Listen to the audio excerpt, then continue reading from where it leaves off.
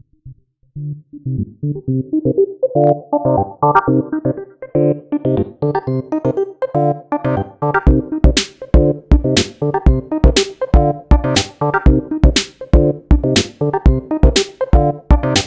everybody, welcome to episode 6 of the Combat Chain podcast. I am your host, Adam Bilbchuk, alongside Andrew Podleski and Jeff Horan. And how's it going today, guys? Good, man, good. Yeah, pretty good. We're Merry Christmas, boys. Merry Christmas, happy and everyone holidays at home. To everyone. Yeah. We're recording here on the 26th on Boxing Day. Did you guys have a good Christmas? Yeah, man. Had a good time. Yeah, it's minus 29 or something. Got some I know. good and it's gifts. Snowing again. Yeah, just staying inside, keeping warm, drinking lots of eggnog, and that's all you can do. Yeah. Yeah. Any cool flesh and blood related gifts you guys got? No. I got some cash, which is probably going to go to Flesh and Blood. But, Adam, I saw you posted a really cool picture. Yeah. You want to tell us about that? I got super lucky. So I've been trying to get my hands on any Armory poster that I've been able to get my hands on for the last while, and I think I'm up to 6 now. And for Christmas, my girlfriend Brooklyn was really on top of things and got me my posters framed. So now I've got on my wall Prism, Young Chain. There's, what were the other two? Lexi and Dada-Doll. Well, I ended up.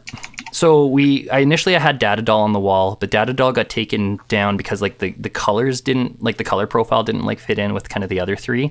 It's got a lot of like the same tones as the Lexi poster does, and so side by side they looked kind of weird, and I wanted something else. So I took Dada-Doll down, and I've got, I think, Kasai up on the wall instead.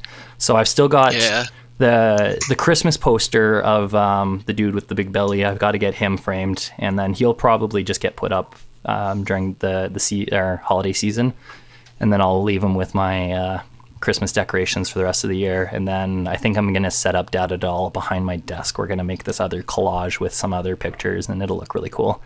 So that was nice. Yeah, dude, it looks so good. I was so stoked, and it was like this because 5 framed posters sitting in a box under the tree. I had no clue what it was, and it sounded like I like to like pick up packages and like shake them a little bit and see if I can figure out what it is. And no, I had no. Oh my God, clue. You're a little kid. I am a little kid at heart. I mean, okay, let's look at it this way. I'm 30 years old, and I'm trying to pursue a trading card game professionally. Like I am a little kid at heart. Little kid at heart, still a big kid on the outside. Yeah, exactly. But yeah, that was super cool. And then Jeff, you were saying, I know this isn't quite on the side of Flesh and Blood, but you're saying you got a box for your Magic Cube? Yeah, well, before I just had my cube in like 4 fat pack boxes, and it was kind of a nightmare because, you'd put them all in the backpack and then take them out and the lids would be flying all over the place. And, a couple of sleeves got broken from like the lids crunching down on them, so that was not ideal. Is it like a nice ornate wooden box or something like that then? It's like Supreme Guard or something. It's like a Supreme case, and it's got like velvet inside, and it's like kind of like a Super Life, but like a little longer and like deeper, and it's got like 2 big compartments for like tokens and stuff, and then it's got like a separate compartment where you can put all the lands, and then so it's like made for Cube then. Well, I don't know if it's made for Cube. It also can hold like the boulders, like the big square, like those cases, pretty good. But it holds like my entire 540 cube, double sleeved, like perfectly. And then it's got like the lid comes down, and it's got like an actual Velcro strap on the front, so you can like throw it off a bridge and it would just like still be okay. Like this thing is indestructible. That's nice. Exactly what you want out of your cube boxes. Like you want to be able to throw it off a bridge and it'd still be okay. Yeah, exactly. So no, that's awesome, guys.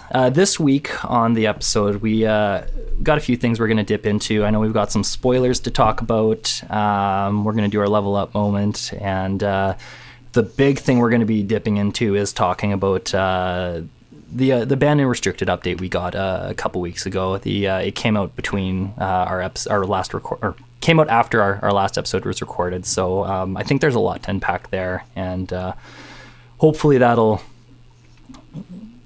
make up the bulk of the pod, I think. But before we get into that, anything in your guys' week in Flesh and Blood? I know we've all been kind of busy with the holidays, and I was busy with work there. But any events that you guys did manage to make it out to?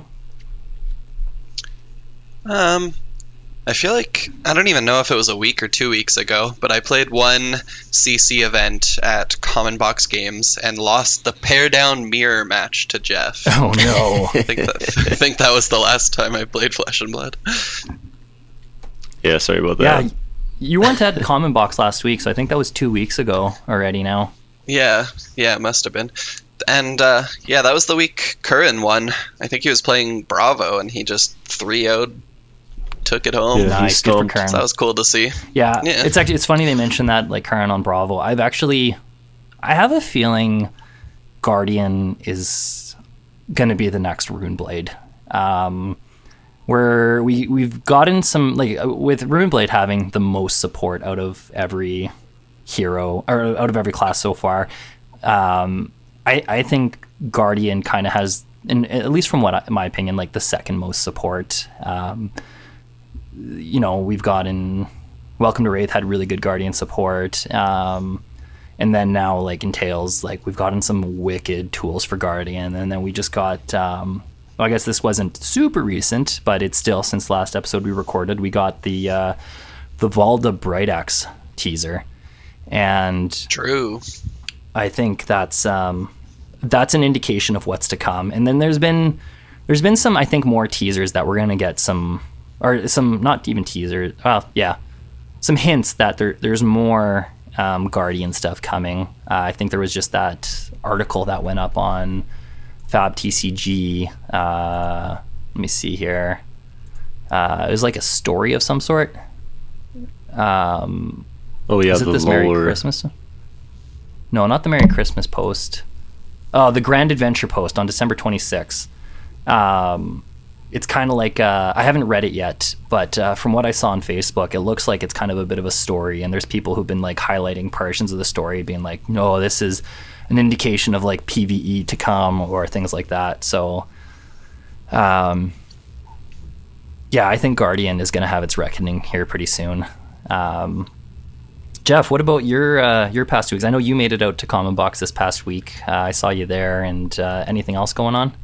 I played another Blitz event. Last week was it was Common Box Blitz, and played some Rhinar, and I played Rhinar the night before at a different Blitz event, and I think overall I went 4-2, so pretty decent. That's not bad.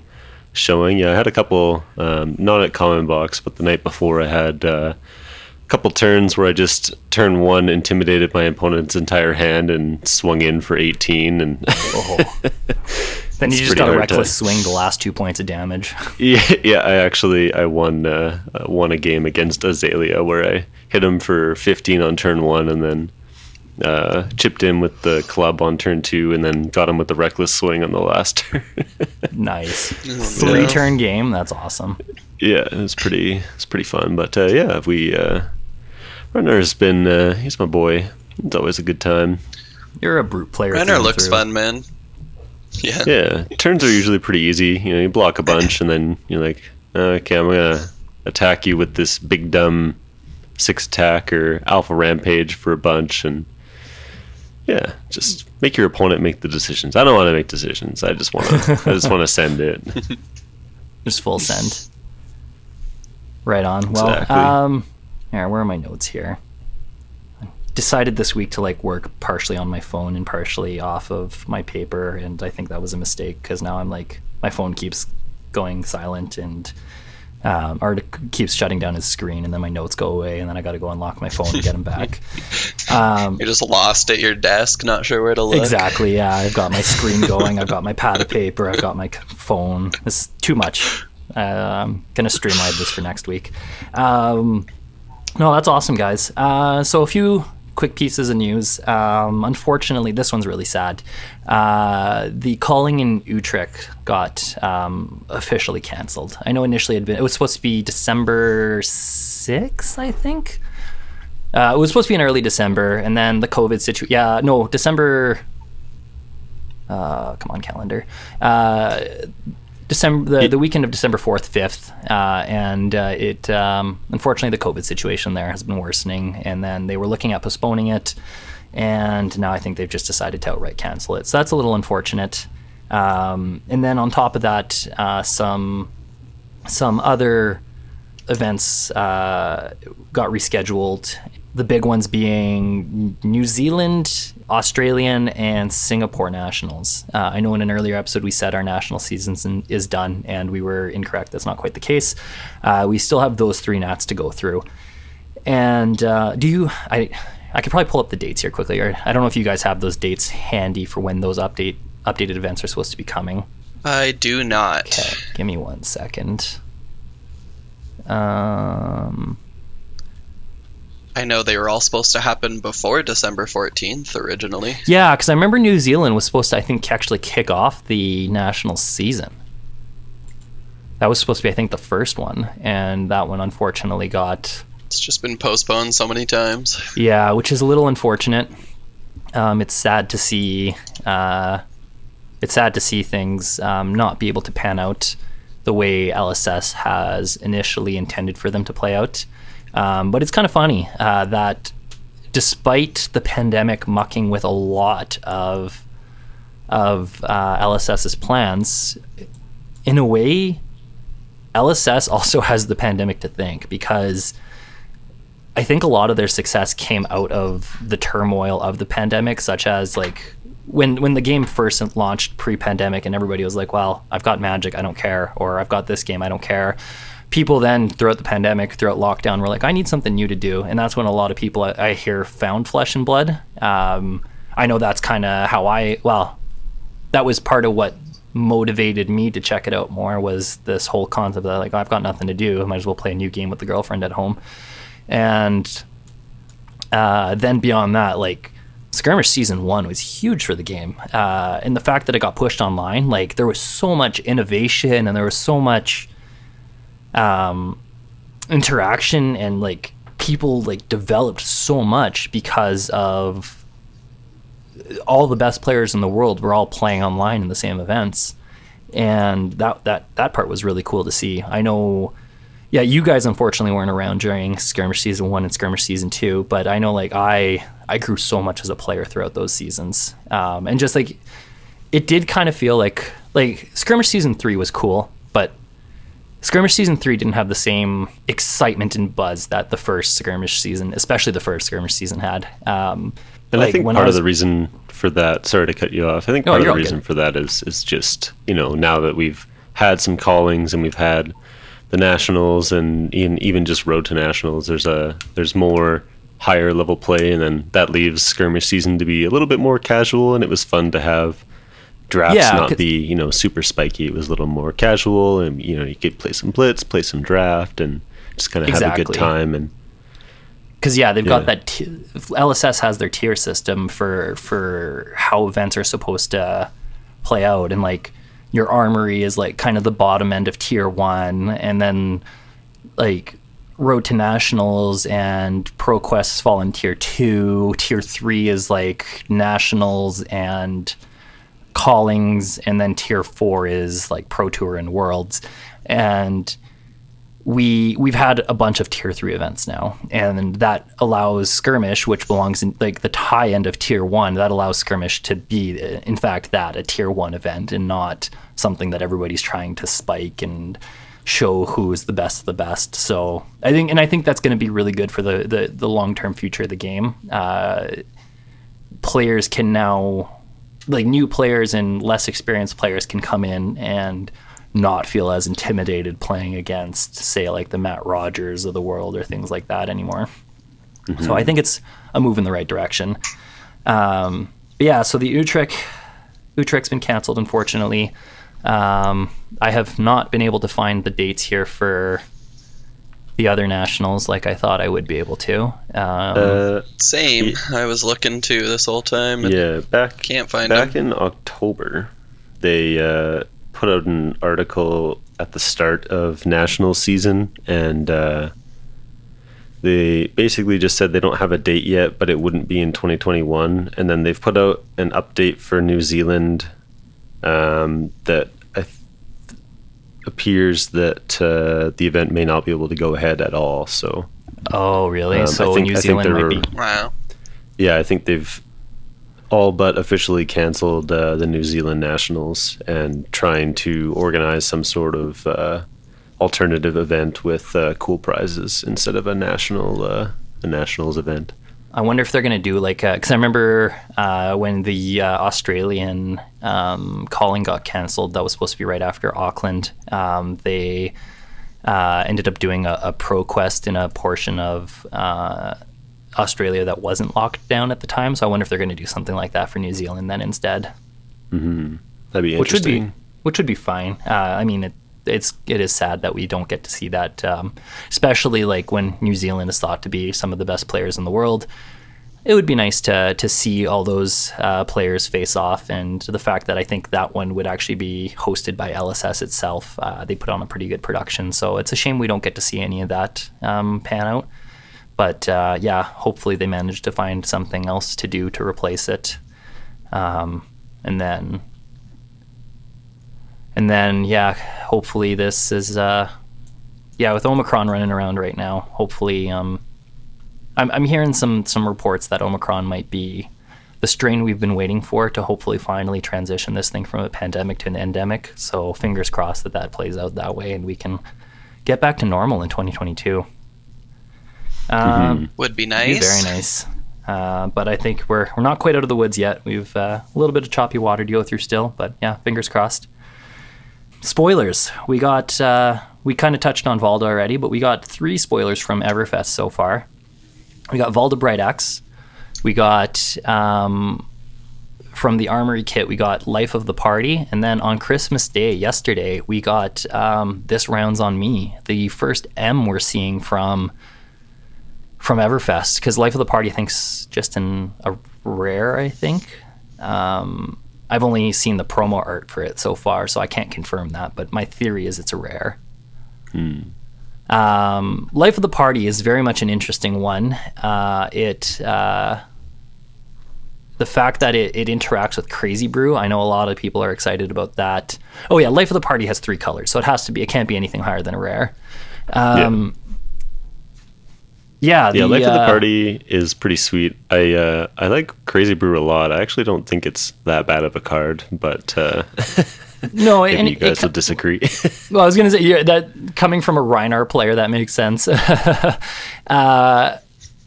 I think Crazy Brew is a really cool card. I've always seen it as kind of like a janky fun card, but like when it pops off, it's good. It's just that whole variable of it's not consistent, and I think that's what makes it not competitive. But now, I think Life of the Party adds a lot of consistency to Crazy Brew, because now Crazy Brew, not only do you roll dice to see what it does, but you can either discard it or destroy it and give Life of the Party, if you do, a substantial bonus. So Life of the Party reads, you may discard or destroy a card you control named Crazy Brew rather than pay Life of the Party's resource cost. If you do, choose all 3 modes, otherwise choose 1 mode, and the modes are Life of the Party gains, when this hits, gain 2 life. Second mode is Life of the Party gains +2, and third is Life of the Party gains go again. So at red comes in for 4, so a 6 power, like if you got the Crazy Brew in hand or on the board, a 6 powered gain 2 or threatening a 2 life gain with a go again for free, plus you can pummel it. That's pretty good. Really, the only downside it has is it blocks for 2, which I think is right. I think typically generic rares block for 2.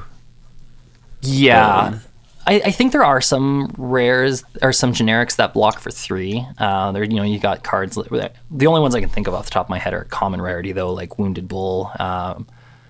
Whispers of Oracle and There's some like Raging Onslaught or whatever. Some and like vanilla Brutal commons. Assault, and so there are some generics that block for 3, but I find the generics that block for 3 don't have really any other upside. So I think like from a balance standpoint, it makes sense to see Life of the Party block for 2. But yeah, beyond that, like I could see Life of the Party and Crazy Brew kind of getting some more consistent competitive edge now. I don't know what you guys think. I don't know about a competitive edge, but definitely an edge. I'm excited to brew some janky Crazy Brew Brute Blitz decks. Yeah, that'd be sweet. Yeah. Yeah, and when I say It competitive, looks fun for when sure. I say competitive edge, I don't mean like Yeah, it just helps Tier to zero. make it a little better, you know. more consistent. Yeah. Yeah, it's more fun when my janky ideas sometimes win. Yeah, and I mean, I think that is a necessary point, like for this game, because Flesh and Blood's so skill based compared to other card games. I think it's important that there is room in the game for jank to be fun and to be viable, and it doesn't necessarily need to be the best, but it needs to be viable enough that like people can have fun trying different brews at their local armories. So yeah, my hope is Life of the Party helps with that. This round's on me though. The first M we're seeing in the set. This one's spicy. It comes in blue. It's a 1-costed generic, non-attack action. Each hero draws a card, and then until the start of your next turn, attacks that target you have -1. And it's a 3-block. Like, And it has go and again. it has go again. Like, it replaces itself. It blocks for 3. Like it's a spicy card. Like I could see it playing well in control strategies. I could see it playing well in Briar. Maybe not like Cheerios Briar, but hybrid Briar possibly. Yeah, I mean, just the fact that it's a cheap non-attack action with go again is really important in decks like Briar or Chain when you're trying to activate like your Bounding Demigons or your Unhallowed Rites. And it's a blue, which is a nice bonus. Yeah. Yeah. Yeah, like Put it in the resource slot. I could see it actually, even like Kano, I could see it playing well in. Like you can Kano it out, draw a card, attacks have -1, you draw a card, like that's probably not bad, and you can gain an action point off of it if you Kano it out. Like, Yeah, that's actually sweet in Kano. Yeah, that's pretty sweet. I really like that it just minimizes the breakpoints, you know? Like just we're seeing a lot of decks that are just, you know, I'm not going to play the 3s or the 5s or the 6s. I'm just going to play all the 4s because that's where the breakpoints are. yeah, because your breakpoint, yeah, like just 4's a breakpoint, and then your next breakpoint is 7. So yeah, like your 4's become 3s, your 7's become 6's. Yeah, and you can just you know, you might be giving your opponent a card, but you make up for that if they're attacking for, you know, with more than one attack, right? Because you can block with less cards every time. Yeah, so I think this round's on me. It's going to be spicy, and honestly, after reading this round's on me, I'm really excited to see what else we're getting in Everfest.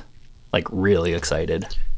Yeah, and I think it was a good precursor when we saw Valda, who requires, you know, to get her Seismic Surge ability, you know, your opponent has to draw 3 cards, right, on their turn. So this is a card that can, or maybe it doesn't help them. Maybe it doesn't help make Seismic Surges.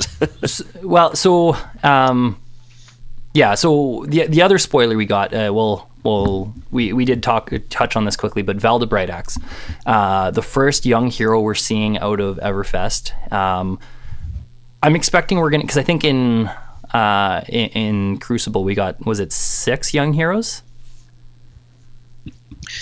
Yeah, well, this in this art here, the Bard, they've given a name today. They're calling him Yorick. In this post today called A Grand Adventure, at the top it talks about Lexi traveling with this Bard named Yorick, this gruff Dwarven blacksmith named Thon, and an aspiring magician named Mara. And I bet you these are all going to be young heroes. Ooh, interesting. Especially the Bard, like we keep seeing come up in all sorts of different arts and lores and stories and pictures. Yeah, Bard is one we've been anticipating for a while. I think people were possibly even anticipating Bard in both Monarch and in Tales. I mean, Everfest would make a lot of sense for us to finally get Bard. I do suspect we'll get, sadly, another Runeblade. I shouldn't say sadly, but I think people are kind of fed up with Runeblade at this point. So, but I don't know if there's going to be room for it. Well, so let's see if we have Valda, because Valda's one Guardian. Yeah. And then we're gonna have the traveling bard Yorick, always searching for new stories. Yeah. The gruff Dwarven blacksmith Thawne with a keen eye for craftsmanship. Do you think? I wonder if that'll be like a new class or if he'll just be like a warrior. Okay, that's interesting to point out. 'Cause, yeah, I don't think like Bard. I know has been in the lore for a while, but I haven't heard of magician or of blacksmith. So blacksmith. I don't. Yeah. I mind you, I've never had access to the lore book from the retailer appreciation kit, so I've never had a chance personally to see what all the different classes we know of up until this point are. And I'm not the biggest lore guy, so yeah, I genuinely don't know. And then the aspiring magician Mara, who has a flair for the dramatic. So that's already like 5 or 4 young heroes. So as a magician, I bet you. Do you think that would fall into? Could that fall into wizard? Do you think? That's kind of what I was thinking. Yeah, it could. Because I know a lot of people have been wanting a new wizard as well. So that would be really cool. Yeah, and then I'm pretty sure she's going to be young because it talks about her being like an aspiring magician, and she's dramatic and she looks kind of young. So, and I think, I mean, if Crucible of War is any indication, I don't expect us to get any adult heroes in. Yeah, I'd agree. I think it's just going to be young heroes. I know some people have pointed out to the fact that, like, because I know one discussion is even, could we get another young Bravo in this in Everfest? I know some people have been wondering about that, especially because the playmat that got announced in the January Armory kit is actually called Bravo Star of the Show, which is a different naming venture than what they used for like. Isn't Bravo crap? Showstopper. Yeah, that sounds right. I've heard 2 theories so far. One is that Bravo Star of the Show is going to be a boss in PvE, and the article we got that we were just referencing kind of alludes to that you can challenge the Star of the Show to feats of strength. So if we get some sort of PvE component around Everfest, that would be really cool. And even in the product releases, we've been told that we're getting Everfest on February 4th now, but we're also getting a standalone booster set in Q2 of 2022, and there's another release pending, or another like grayed out box on the product release page that kind of just shows 3 question marks, and it also says Q2 of 2022. So maybe that's the PvE release. That would be really cool, but it's kind of, we can only speculate at this point. I do think we should touch on it quickly, though. We haven't actually, we've mentioned Valda a bunch, but we haven't actually talked about what she does. So whenever an opponent draws a card during their action phase, you get to create a Seismic Surge token for each card drawn this way.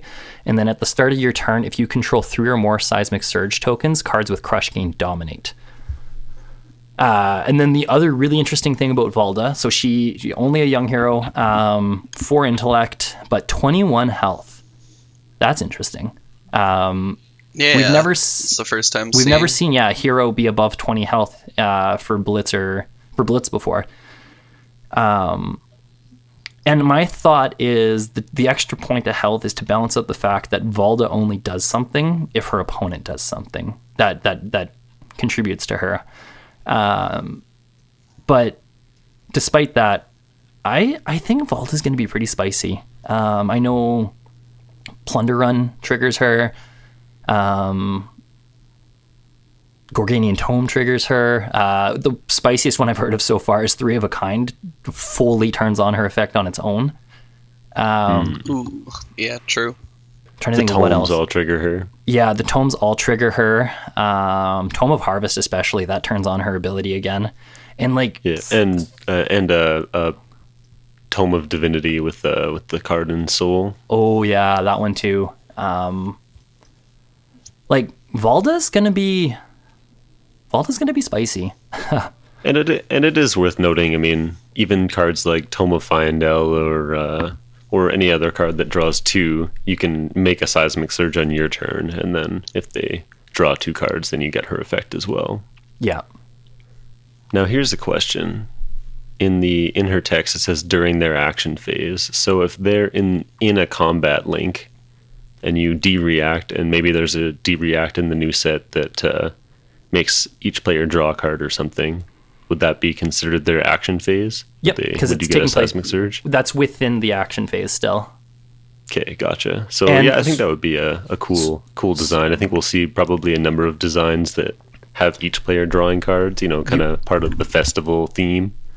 Yeah, that's a good point, though. Like, the more cards in Everfest that have people drawing cards, just the better Valda gets. Yeah. Yeah, it's going to make for, some very spicy Blitz nights. For sure. Absolutely. I was just still perusing that story, and at the end they run into Queen Rosetta, which looks like Medusa, or some big dryad leafy queen. Interesting. That's a Runeblade for sure. Could be, or it could be like part of the PvE story, some sort of boss or thing we fight or meet up with. I see Rosetta. Rosetta in the name. Yeah. That's really I see the picture now of her on the article. Yeah, usually not a big lore guy, but this story is actually pretty cool. I'm gonna have to read this later on today. I should have read this before we recorded this episode.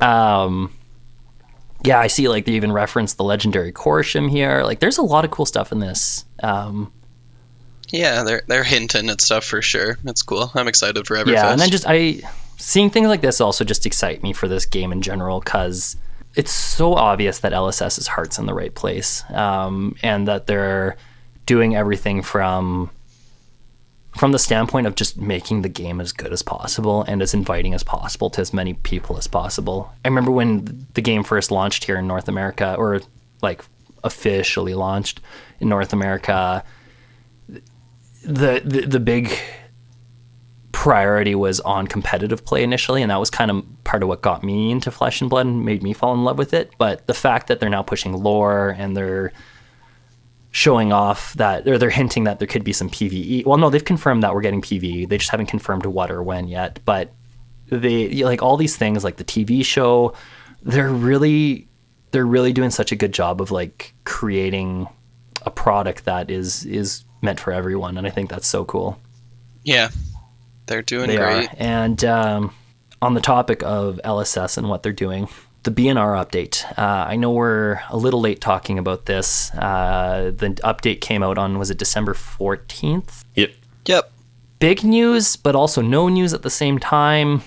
LSS has opted for a no ban. Yeah, on the surface it kind of looks like no news, but when you delve in deeper, like they say specifically that they didn't want to make changes in the middle of a competitive season, and because of the COVID postponings, like we've been talking about, the Australia, New Zealand, and Singapore Nats hadn't happened yet, the Calling Utrecht hadn't happened yet, and that was kind of their decision for not making any changes. Right, because by December, initially when they chose December 14th, they kind of hinted, well, they said so in this most recent BNR update, that all those events were supposed to have already happened.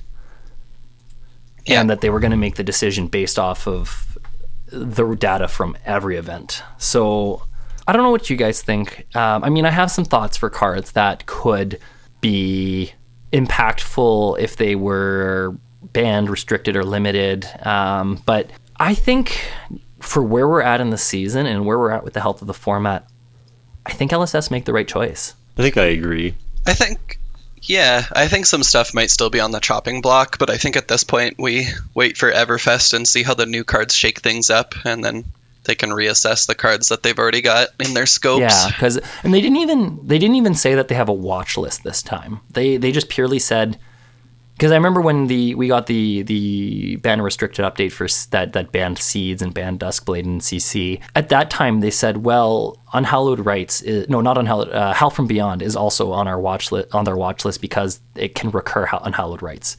But I wonder too if when they say something's on their watch list, if that's like a hint for then people to go, oh, this card must be busted. I should be trying to just build around it. Well, when they had said that, like, everybody was on chain. Like, all of the Road to National events were, like, 60% chains in, like, the top 24 of the room. And yeah, I think people knew that that was a pretty solid play pattern that mostly everyone was on already. Yeah, and that's a really good point. But, like, despite that, I think also Briar now, yeah, she's oppressive and she's a hard foe to beat, but Briar now isn't what Chain was at his prime, I think. The fact that Chain could...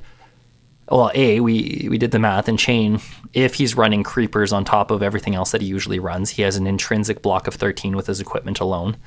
And then on top of that, Chain can block with 3 cards, banish a bunch of stuff, and still have a turn as long as they hold on to a blue. That was problematic. Briar, yes, Briar. What did we figure out? If Briar's running Skullcap, Skeletta, Grasp, and Creepers, she has an intrinsic block. Was it 10? Yeah, it's 10. So, 10's still good, and then the embodiments are good, but the embodiments requires you to put in some work. Like, you don't just automatically get a block for 6 with a non-attack action. Like, your opponent has to let that damage hit. You have to then give up a card on your turn. Cheerios Briar doesn't want to give up cards because then their turns become a lot weaker. Like, there are downsides to Briar that I don't think Chain had. Well, and people complain about Briar going like attack with go again, attack with go again, attack with go again. Thorn for 2 and 2 or whatever. You can play out a pretty nuts 4 or 5 card hand and just like pump a ton of damage. But Chain, and once it got to the end game, would just seeds 5 times and then come in with 2 Riftbinds. And that's so much more damage. And that's off of 2 resources. So much of it was and so much of it was off of was arcane damage. So you could hardly prevent it, and it's a lot different than how Chain plays now and how Briar plays. So I think Seeds was a good ban. That card was a little bit too pushed. And now I think Chain is in a much better spot. It's still competitive. It's still a good deck. All the Rune Blades are pretty good, pretty solid decks. And so I think Unhallowed Rites is probably off the watch list until Everfest brings us some more Shadow goodies to break Chain again. But Briar never really had that. It doesn't really have that obvious, oh, this card is busted. Like, we've talked about Plunder Run being an incredible card, but a lot of Briar lists don't even play all 9 Plunder Runs. Yeah, I think Cheerios Briar did, but like Hybrid Briar, I know I'm running 3 reds and 2 yellows, and that's it for Plunder Run. Yeah, so like it's a really good deck, and we've found ways to combat it, and it has weaknesses. It's not like it's lapping the whole field with a 60% win rate and taking up 30% of the meta. Like, I don't think that's the case, and I think we'll see a lot more adjustments, and then when Everfest comes out, we'll do some brewing and figure out some more strategies to bring to the table against Briar. And maybe after that, if there's something that needs to be done, LSS will adjust it, and we can go forward. But and I know we're getting our next BNR update on February 2nd, 2 days before Everfest comes out. So by then, we should have the set. Like, Everfest will be fully spoiled. Any remaining competitive event for this current season that needs to happen will have happened by then. And they'll have, minus what it sounds like New Zealand at this point. So we'll still have Australia and Singapore, hopefully, to have happened. And they'll have the complete data they were looking for at that point. So I guess if any card, or if more specifically Plunder Run, gets the axe, that'll be when it'll happen. But yeah, I agree. We'll see how things shake out with Everfest. Level up. So this week, the level up moment, we wanted to talk about, we're going to be dipping into Blitz a bit, specifically Blitz deck building. In CC, you've got your sideboard, you've got your 80 card main deck. Like, you've got the ability to make your deck do a few different things and then sideboard accordingly for the matchup. But Blitz, that's not the case. Blitz, you do get your equipment sideboard, like you get your 11 equipment slots, and you can tailor your equipment to different matchups, but beyond that, the cards you choose for your deck building are really what you're stuck with. And I think that then makes deck building in Blitz a little more finessed. Your deck really has to have a specific game plan, and you need, like, every card you include needs to cater to that game plan. And if you're not including cards that, or if you're including cards that diluting your game plan or aren't really beneficial to what your deck's trying to do, those can really derail you. Blitz can be really swingy, and I know some people complain about this, that like in Blitz you can truly get high rolled. Like, you can play against a Reiner and turn 1 he can intimidate your entire hand and hit you for 20, and there's really nothing you can do. But because Blitz has the less life total, Blitz really tests your mettle from the sense of your ability to block very well, know when to block very well, and versus like when you can take the damage to then execute your game plan. And within that blocking and within the lower life total, each card that you include in your deck, once again, really needs to, you really need to consider the block value of that card. Like 3 versus 2, like if you're including cards that are 2 blocks and you're going to play a more defensive plan in Blitz, you're going to have a bad time. You're going to have a very bad time. I know, Jeff, you had a really good example of what some of the finesse of deck building in Blitz as well. Yeah, well, I noticed, so I said I've been playing Reiner earlier in the pod, and I noticed that before I was kind of just taking my Reiner CC deck and pulling out, one of each card and trimming it down, and maybe adding a card back in and calling it good, and then adding some extra Null Rune equipment and whatever.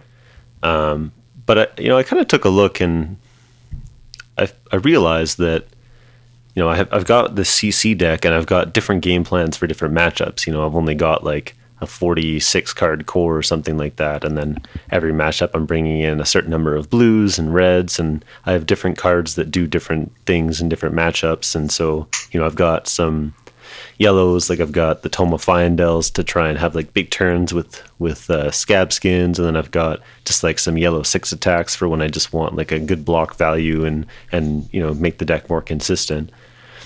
And I realized that, maybe in Blitz, I actually just want more cards that block well, and more cards that help keep my deck consistent and keep my game plan consistent. So instead of playing cards like Pulping, which, has no block value, it's a 6 attack, it's a pretty fine card if I'm on the aggro. But in Blitz, where so often I'm just not on that plan, it's kind of a liability. So taking out those Pulpings and maybe adding like 1 Sink Below and one Toma Fyendel and just kind of adding a couple 1-ofs here and there. So I almost have like a Blitz core of 34 cards, and then I've got these 6 cards that are going to be situational, but because it's Blitz, you can always pitch a card to the bottom and save it for later, or in the case of like Sink Below, I can, just use it against against Briar, and just use it, put a bad card from my hand onto the bottom, and then draw a fresh card and hope for the best that way. So I don't know. It kind of dawned on me that, yeah, the equipment is now my sideboard, and I just need to have a solid game plan, but it's nice to have a few tools that will help in different matchups that aren't total write-offs all the time, but aren't always the most, like, I wouldn't play Sink Below D if I was playing against, like Prism or something. But if I'm playing against Prism in Blitz, then I can just pitch the Sink Below or find a timeline to use it, So that was kind of my thought. Is just sometimes it's nice to have some one-ofs or some more situational cards in Blitz, even though, you were just talking about how it's important to be consistent and have all your cards do the same thing. But it's nice to have more situational cards that are also working into your game plan. And I think to your point, like if I expand on your point a bit, like let's say, for example, in Rhinar, you don't want to run like a bunch of D-reacts, but maybe you want that one copy of, say, Reckless Swing, for example, where you're in the early and mid game, you're going to pitch it, but in the late game, it can be that card that closes out your game, and you only need one copy of it to close out a game. Like get your opponent down to 2, and then just kind of block until you turtle up until you reach your Reckless Swing and win the game there. Yeah, exactly. That's good. That's a good example. Like Prism Blitz, for example, nowhere near the same strength that Prism and CC has, because Prism and CC can flex between run that core and then flex between an Aura's plan or a Herald's plan. And then in Prism and Blitz, you really need to decide what your deck's going to do and just include cards that are going to contribute to that. So within that, maybe instead of running, like in CC, you're running 3 copies of, maybe in Blitz, maybe you'd want to just run 1 copy of Tome of Divinity, and you're just kind of maybe arsenal it. Either going to pitch it, or you're going to arsenal it for that turn where you finally do get a card and soul, and then you can go off and hopefully close out the game that way. Or like, I mean, Kano, for example, Kano's got, even though his cards in his deck aren't very, like, I mean, there's so many different lines you can take with Kano. The deck building for Kano, I find, is fairly linear, from the sense of like, okay, I need a lot of blues. Blues are what are going to power my game plan. And then from there, then it's like, okay, what are my few power cards that I'm gonna play with those blues? What am I gonna Kano into? So you run your couple red Voltic Bolts, your Forked Lightnings, and your Forked Lightning, your Stir, and a couple other big power cards, and then beyond that, it's just blues, and you just want to Kano into your power cards, or block and hold on to 2 cards and pitch a blue and play your Crucible into your 1 Voltic Bolt, chip your opponent down to a point where then you can Kano into your power card and win the game that way. If I use another example, Ira in Blitz is so different than Ninja in CC. In CC, your only option is Katsu, but like Katsu is going to play off the combo lines and is going to set up these big turns, whereas Ira and Blitz, like, you're running 3 blocks and you're running a decent handful of blues that are 0 costed, and you're just going to Kadachi, play a card, Kadachi, play a card. And that is, for the most part, the game plan with Ira. So you need a ton of 3 blocks, and you need cards that are going to play well as one-ofs. So that is, once again, a great example of like how the considerations for deck building in Blitz is different than deck building in CC. I think in CC it's because you can start with a smaller core and then sideboard in a bunch of cards. You can kind of flex into different game plans. Like you said, with Prism, it's easy to go between a Herald's or a more mid-range build and then like the Auras build. Whereas in Blitz, you have a lot harder time flexing between those game plans. So it's a lot more important to figure out what your game plan is going into your deck building and then build your deck accordingly. And it's okay to have a few cards that'll, maybe not necessarily go perfectly into the game plan, but will help you either survive long enough or just, you'll enjoy having that one copy of Tomo Fyendel when you're at 1 life, Yeah. And when we talk about like including cards that contribute to your game plan, we're not saying I'm going to set up this particular card into this card and then I want to then play this card. Like it's nothing as complex as like setting up very intricate plays. It's something as simple as, okay, I want an aggressive deck. I want to not block, and I want to just present more damage than my opponent can deal with. Okay, so then you're going to run, you don't care about your 3 blocks at that point, and you're going to run cards that are cheap, efficient, and can deal a lot of damage. And that's where maybe Ninja Aggro or Runeblade Aggro or any aggro deck kind of gets its shell from, versus you want to run a control deck in Blitz, at which point you probably want your red unmovables, your red unmovable, red sync, red fate, maybe just have 1 or 2 big threats and just attrition out your opponent's strong cards and wait till they're left with nothing but blues and then close out the game that way. I do find mid-range mind you, I play, if I'm playing Ira in Blitz, I'm usually playing Ira mid-range, a combination of big threats and attack or D-reacts. But for the most part, mid-range I don't find it's as viable in Blitz as it is in CC, because with that less life total and with the quicker, shorter games, you don't you're not necessarily always going to see your full deck. You're not going to see all the cards you need to see to do what your deck wants to do. So you do have to, and that's not to say that mid-range isn't viable in Blitz, but whether you're going to be a combo deck, an aggro deck, a control deck, it's just about understanding each card you're including is what you're stuck with. And you have to have a very focused game plan when you're in Blitz.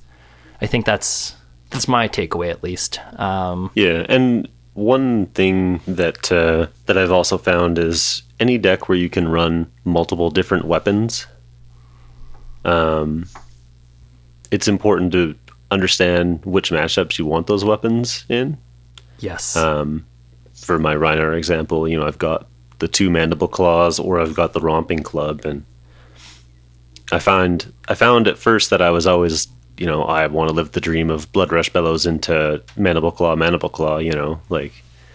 that's such a gross turn. It's such a great turn, you need a lot of resources, but it's an incredible amount of damage, and you get to intimidate some cards. It's really easy to push damage, but over time I've realized that I've been stuck with a ham where I've had to block with 3 cards, and I could keep 1 card, so I've kept a yellow, and then in that case I would just rather have the 4 attack with the club. Just you hit that break point. You're not going to use the go again anyway. So matchups where I know that I'm going to be blocking a decent amount, I'll run the club, and then that way, I can at least leak a damage, or maybe they just take the 4 because they figure it's not worth blocking with the card. Whereas with the claws, it's like, okay, I'll fire up the claw for 3, and they're just like, okay, I'll block with 1 card and then come in with a 3 or 4 card hand, and I'm just, I'm not making any headway. Whereas with the club, at least I'm, grabbing either a D-react or I'm leaking damage, or they're using their armor or something, So just identifying which weapon to use. Another example is with Lexi. Most of the time I'm running Voltaire, but I've got the Shiver in the sideboard, because sometimes, you're going to play against Oldhim or a controlling deck, and it's nice to have that ability to just go a little bit taller, give your arrow some, a dominated effect, and just, push damage that way. And that is kind of the cool thing about Blitz versus CC, though, is that with that 11 equipment slots that don't impact your main deck list, that's kind of where you've got the wiggle room to really tailor your deck to each matchup. And that, once again, can be something as simple as, well, in games where, if I'm building a deck with cards cost just 1 or less, and I'm going to be flipping back and forth between an aggro or a defensive strategy, I can have both Snapdragon Scalers and probably, let's say, something as simple as Iron Rot legs in my, or Iron Rot boots in my equipment package. And then on the aggressive game plans, I would run Snapdragon Scalers. On the defensive game plans, I'd run Iron Rot boots. Because if you're blocking a lot, you're not going to play a lot of attacks, and you're not going to miss those Scalers. Versus, if you're trying to push damage, then you can get that go again, and you can hopefully push over the edge of your opponent. or running different weapons. Who like Guardian, for example, with all the blues they run. If Guardian's playing into Wizard, Guardian actually wants to run Sledge of Anvilheim, and their game plan becomes block, and just swing the sledge. Don't bother setting up big turns. Just block and swing the sledge over and over and over again. It's not a sexy or exciting game plan, but it's an effective one. It's a consistent one. And then on those games where they're not matched up against Kano, that's when they can bring in a Nothos, or they can bring in, if they're paired up against Dash, you can go with the Titan's Fist and the Rampart. Yeah. And you've still got all the blues you need to trigger Rampart, but now you've got room in your deck to bring in those different pieces of equipment for that for that variable game plan without adjusting the cards in your deck. Mm-hmm. And I know with CC deck building, a lot of times people are like, well, I want my equipments to be as focused as possible because I don't want to take away slots from other cards that I could include to make my deck better. And the beauty about Blitz is you don't have to worry about that. So the right equipment for the right matchup is also very crucial in Blitz. Andrew, I don't know if you had anything to add into this. I know you typically play you like to play a more aggressive strategy in Blitz from what I've seen. Yeah, you guys hit the nail on the head pretty well there. Sometimes the problem I have is narrowing it down to what the best 40 cards are for any matchup that I might play at my LGS. So I think to further your initial points there, like looking at the deck and trying to decide exactly what your game plan is, or just how to be the most consistent, kind of helps me cut down the last couple cards to get it to 40. I know for the Calgary skirmish, I ended up cutting Sonatas because sometimes they're not consistent, and I cut Yellow Ravenous Rebels because I think it was like the next worst card in the deck, and made sure I had 6 plunder runs. And being a Cheerios Briar list, I just focused on how do I make my deck the most aggressive, most aggro, all-out attacking every turn as possible, and found some success there. So I think identifying exactly what your deck's trying to do is definitely like the first step there. And yeah, that sounds spot on. Well, I think that brings us into the end of episode 6. God, I can't believe we're already on episode 6. This has been going by very fast. Plugs at the end of the show. We have our Twitter, www.twitter.com/thecombatchain or at thecombatchain. We do have our email. If you have any questions, thoughts, comments, you can hit us there. combatchain@gmail.com. And then we are also available on every major media platform, wherever you listen to podcasts, Apple Music, Spotify, everything. Just everything. If you name it, you can find us on there. Furthermore, we are also launching our Patreon. We're a couple months into this. Hosting our podcast does come with a cost, so we're not asking for much. $5 a month gets you access to our private Discord, as well as gets you a shout out on the show, and it helps us out. We're gonna link. For some reason, we've extensively tried to figure this out prior to recording this episode, and for some reason you can't Google search us on Patreon. You'll find some weird combat flight simulator dude, and that's the only thing that comes up with the combat chain. But we will link it in the YouTube video. And once again, if you email us, combatchain@gmail.com, we can give you any info you're looking for there. If we can ask you to like and subscribe on YouTube, that helps us out. Any reviews that you can provide on Apple Music or Spotify or wherever helps us reach more people, helps us get some exposure. So to whatever capacity you guys can help us out, we are so grateful. I think that's all for this week. Until next week, we're closing the combat chain.